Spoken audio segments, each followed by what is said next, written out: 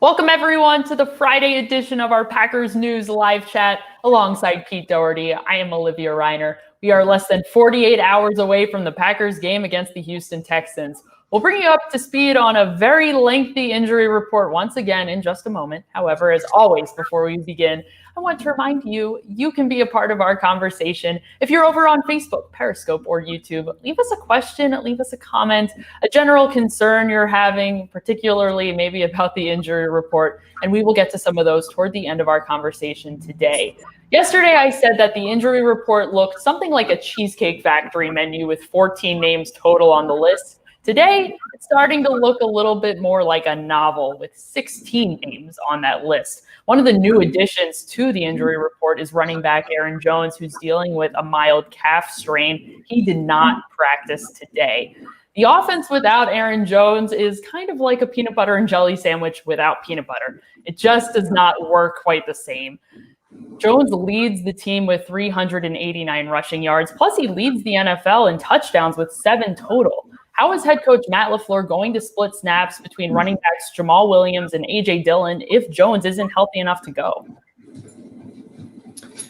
Good question. I would think maybe a little bit like how they're split between Jones and Williams now, except Williams will be the one getting the majority. But it could be, very likely could be, how the game goes too. If let's just say they put Dillon in there for a series, the second or third series, and he runs great and he's just mowing through them, a few good carries could get him a lot more carries the rest of the day. On the other hand, if he blows a blitz pickup, then maybe he plays less. So I think that'll just how the game goes will probably determine a lot of that too. The injury news does not stop there, everybody. Cornerback Kevin King did not practice today as he's been dealing with the quad injury the last couple of weeks. He had been practicing in a limited capacity for 3 consecutive days. This does not bode well for his status on Sunday. He's listed currently as doubtful. If he isn't healthy enough to play on Sunday, the Packers defense is sorely going to miss him. Texans quarterback Deshaun Watson is great at stretching the ball down the field. He's second in the NFL in yards per pass at 7.7. How confident are the Packers in backup cornerback Josh Jackson and his coverage abilities? On deep stuff, that's got to be their biggest concern. We saw last week. I mean, he played okay. He actually came up and tackled well, which was one of his weaknesses in college, but he filled on a couple runs really well last week. But then I think it was late third quarter, he got beat on that deep ball and got called for pass interference because the guy was behind him and he grabbed his arm. And those are the two things that have been his big weakness is getting beaten deep and being too handsy because he's not super quick and fast. And so he gets a lot of penalties. When he played a lot as a rookie, he had a lot of penalties that season. I think he had 7 or 8 that year. So I would think would be a concern that affects their defense because I'm sure Pettin feels a need because he hates giving up big plays. He's going to feel a need to have help over the top for Jackson quite a bit. King isn't the only player who's listed as doubtful going into the game on Sunday. So is left tackle David Bakhtiari, who's been dealing with a chest injury he sustained against the Bucs. He has not participated in practice all week. Backup tackle Rick Wagner took over for Bakhtiari in the game against the Bucs, and he played just okay. He gave up a sack, and he kind of showed exactly why he's a true right tackle. Who is most likely to start at left tackle if Bakhtiari isn't able to play? I really don't know. I mean, Billy Turner, I think he played a couple games at left tackle, maybe when he was in Denver. I can't remember if he was there when he was, I think Miami he was with too. It was one of those two. I think he might have played a couple games at left tackle, but, that's really not his position either. He might be the most likely because then you have fewer moving parts, whereas if they, Jenkins might be the person most capable of doing it, but if they bump him out there, then you got to fill in his spot. So where do you play? Do you play Turner at right guard and Lucas Patrick at left guard? And then you got, what if Corey Linsley can't go because he's popped up on that injury report? So I'm not sure. I guess if I had to guess, Turner, but I think I still wonder if Jenkins is the guy because he's probably the most gifted of them all. I remember back in I think it was the early 2000s, Chad Clifton got hurt, and they moved their center, Mike Flanagan. He had played some left tackle in college, and they moved him out there, and he played there like it was close to half a season. He did just fine. I kind of wonder if Jenkins would be that way, although I don't think the injury is as serious. But, no matter what, the injury situation this year is a lot different than last year. Remember that great health they had last year? That good fortune did not carry over to 2020, that's for sure. The Packers would sure like a time machine to go back to 2019 and have the full health of their roster once again. The final player listed as doubtful heading into the game on Sunday is safety Darnell Savage, who's been dealing with a quad injury that he sustained in the third quarter of the game against the Bucs. Will Redmond came in and filled in for Savage. He played about 21 snaps in that game against the Buccaneers. And Savage, man, those are some big shoes to fill. He's second in the team right now in tackles. How capable is Will Redmond of taking over all of Savage's snaps if Savage can't go? Yeah, it's not like Savage is having a great year. He's not making a lot of plays. He's certainly not making plays on the ball. But he's also, you don't notice him getting beat a lot. So, it's a little nondescript, but at least he doesn't look like a liability. The one thing he does seem to do pretty well is fill physically in the run game. He misses some tackles because he's, especially early in the year and last year, because he would come in, a little wild, just a little. He wouldn't break down enough, and looked like he was going more for the kill shot than to just get the guy down. But he does fill well in the run game, and he's got good tackle total, so he'll be hard to replace because Redmond's not nearly as physical and the tackler that Savage is. So. The drop off, at least in the run defense, I would think would be, will be fairly significant. Packers have struggled to create explosive plays, turnovers on defense. It's going to be far more difficult to do so, down two of their top secondary starters in Savage and King if they're unable to play on Sunday. All right, everybody, if you're over on Facebook, Periscope, and YouTube, it's time to get to some of your questions. Let's start with one here from our friend Jordan. Jordan says, the Packers got beat by 30 points, and we hear the same "we have to do better" rhetoric.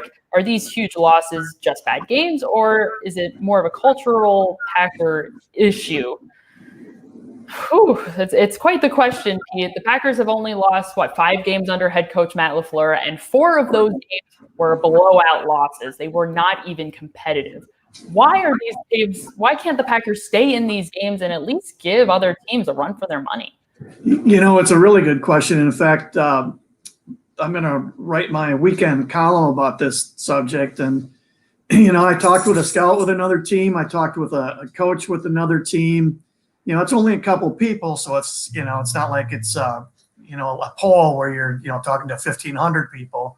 But, we want to establish, a pattern. You see a pattern and the world is chaos and we want to give it order.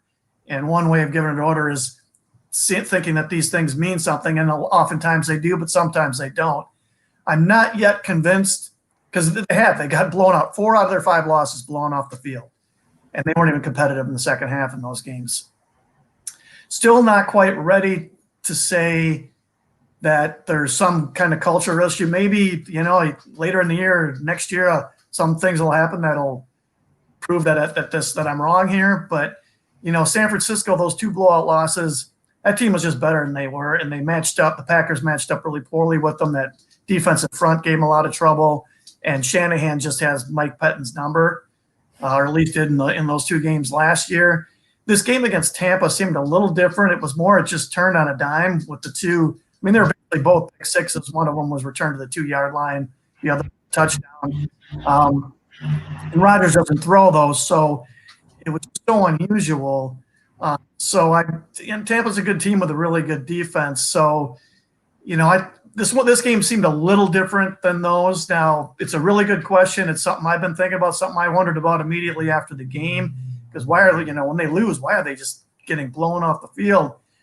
I'm not ready yet to say that it's, especially after talking to these guys in the league, that that there's some kind of flaw with the culture here, with the coach, or somehow with the team. Could be wrong and could be disproven later, but everybody loses. And like last year, I saw where, or 2 years ago when the Patriots won the Super Bowl, Tennessee beat them 34-10 in a game. The Packers were, what were they? When they won the NFC Championship game in 2016, they were 4-6, and they had to win 6 straight. So teams do lose bad. Teams do have bad games. The Packers seem like a noticeably better team this year with the way their offense played in the first 4 games. I don't think that's a fluke. I don't know if you agree or disagree with any of this, Olivia, but I'm still at this point thinking that this was more a one-off, and maybe 2 months from now it'll happen again somewhere, and then you'll have to just make a different conclusion. But that's my best guess as of right now. It seems like the Tampa game, as you said, Pete, 2 different games from the NFC Championship loss against the 49ers last year. This Tampa Bay game, the momentum shifted dramatically after those 2 picks that Aaron Rodgers threw. We'll see if time tells if there are perhaps more deeper issues there as to a reasoning behind why the Packers can't even compete in some of these really, really tough losses. Thank you, Jordan, for your question. Let's flip it over to Dan. Dan says he's hearing rumors, or someone's hearing rumors of picking up a receiver. There's been some reports out there that general manager Brian Gutekunst is interested perhaps in picking up a receiver before the November 3rd trade deadline. Pete, who out there on the market might be most interesting to the Packers? Yeah, no, I haven't heard anything specific. Like John Ross, the guy for Cincinnati, sounds like he's available. The one reason I thought, you could picture him being a fit is he is really fast. He ran the 4th. The reason might even have been upper 4.2s in the 40. I mean, this guy can really run. He has not produced at all in Cincinnati, but you can see him in that Tyler Ervin role, for instance, with the jet sweep motion and handed it off every once in a while. So maybe a guy like that. I'm sure they're exploring a lot. Wouldn't be surprised if they made a trade for a receiver, for a defensive lineman, or for an inside linebacker. Any of those positions, wouldn't be surprised. They didn't do it last year. Ted Thompson almost never did it, but I wouldn't be at all surprised. In fact, I'm thinking that Gutekunst will make some sort of move between now and the deadline. The trade deadline's November 3rd. Yeah, it might be a big move, but it might be a small move too. But I'm guessing he'll bring in somebody in some kind of deal in the next week and a half. A small move is certainly a move still. The Packers have several players on injured reserve that they're missing sorely right now, including wide receiver Alan Lazard and inside linebacker Christian Kirksey. Looking for reinforcements at those 2 positions specifically, and the defensive line could be in play there for the Packers. Thank you, Dan, for your question. Jason asks a question that has been on my mind as well. Why did the Packers struggle so much lately out of the bye week? The Packers lost against the Bucs out of the bye week. They've lost the last 4 consecutive games following the bye over the last 4 years. So not 4 consecutive games, the last 4 years consecutively, the game following the bye, the Packers have lost. Granted, Matt LaFleur has not been the head coach for the last 4 years. However, what on earth is going on there? Is that just a coincidence, or is there something deeper? They won a playoff game last year off a bye, right? Because they had a first-round bye. Yes. I'm thinking it's just coincidence, I don't think they work any less hard than other teams do over the bye. So I'm just going to go coincidence for now. It's just, because it's 2 different coaching staffs. So, you got to separate the McCarthy from the LaFleur. So as of now, it's a little bit like the blowout thing. I just have to think it's just coincidence up to this point. Thank you so much there for your question, Jason. Let's take a question here from Eddie over on Facebook. Eddie asks, what do you see the Packers doing with cornerback Kevin King in the long term? Are they going to re-sign him or let him walk due to his injury history? Kevin King becomes a free agent in 2021, this upcoming March. This is his final contract, and he's playing for his future right now, even though he has been unhealthy, and it's looking increasingly unlikely that he is going to play on Sunday. Let's take a look back into how many games he played. Last year, He played 15 games, which is the most he's played in a single season all year. In 2018, he only played in 6 games. The year before that, 2017, his rookie year, he only played in 9. Pete, how are the Packers balancing the fact that King is a very good cornerback when healthy with the fact that he does have an injury history? Yeah, it's got to be a huge concern because now you're talking with a new deal. It's going to be a pretty significant investment. 15 games, that's fine. Just to miss one game in a season, that's nothing wrong with that. But when you're missing half the season like he did his first 2 years, that's a lot. And especially, if it's really shaky whether you're going to be on the field in January when you're playing in the playoffs, then it really matters. So it's a big factor. But it's such an important position too, and he's a good player. I mean, he's a legit, very, very solid, probably even high-end number 2 cornerback. And that's one of the reasons having him and Alexander is one of the strengths of this defense is having 2 good guys out there. So I go back and forth. If you assume Bakhtiari is the number 1 priority, whether Jones or King would be next.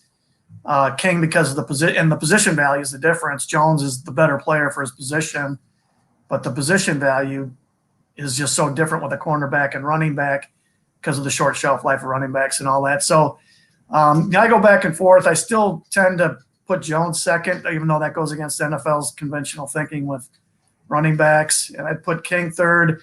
I still think they could sign 3 of those guys unless they make a move for an expensive player in a trade before the trade deadline. I'm still thinking they could sign 3 of them. So I think they could bring back Bakhtiari, Jones, and King.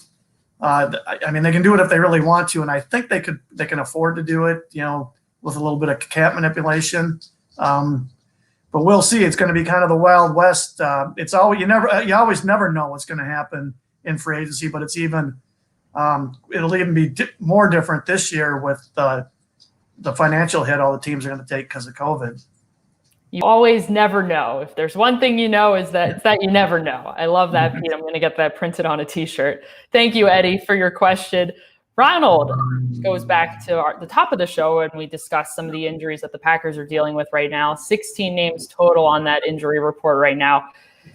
Ronald asks, is the injury report good news or bad news? It's amazing that the Packers came out mostly unscathed against the Tampa Bay Buccaneers. Ronald says that he felt like at the beginning it seemed like they were good, but Tampa really overpowered the Pack, and Rodgers got sacked too many times. Rodgers got sacked 5 times. It's more times that he's gotten sacked all season. I'm sure Aaron Rodgers was feeling it the next day. Head coach Matt LaFleur said that he was. It is a miracle that he isn't on the injury report. He hasn't been on the injury report at all this week. How do the Packers feel about the state of the injuries right now, given where they are in the season and the game that they came off of? Well, I'd be worried because, they kept adding guys as the week went on, too. The big one's Aaron Jones. He's such an important part of their offense. So if he can't go, then we'll start finding out whether A.J. Dillon can play or not. But the injury report would be a big concern if I'm the Packers. All these guys, your left tackle out, probably. This is your center's on the list. There's a lot of good players on that list. King at corner. So I would, if I'm the Packers, I've got to believe they're really concerned about this. And that's true in that game last week. Rodgers was under siege all game, and the Packers barely put a glove on Tom Brady. Sorry, that's Connor. The Packers barely put a glove on Tom Brady. So, that was the difference in that game is, Rodgers was under pressure the whole time, and they were getting negative plays, interceptions, sacks.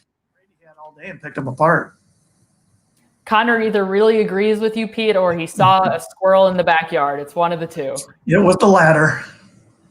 I had a feeling. Thank you, everyone, for joining us so much. That is going to do it for us today. Pete and I will be back to preview the game on Sunday, 90 minutes before the noon kickoff. So make sure you come back to Packers News on all of the social platforms to watch us once again.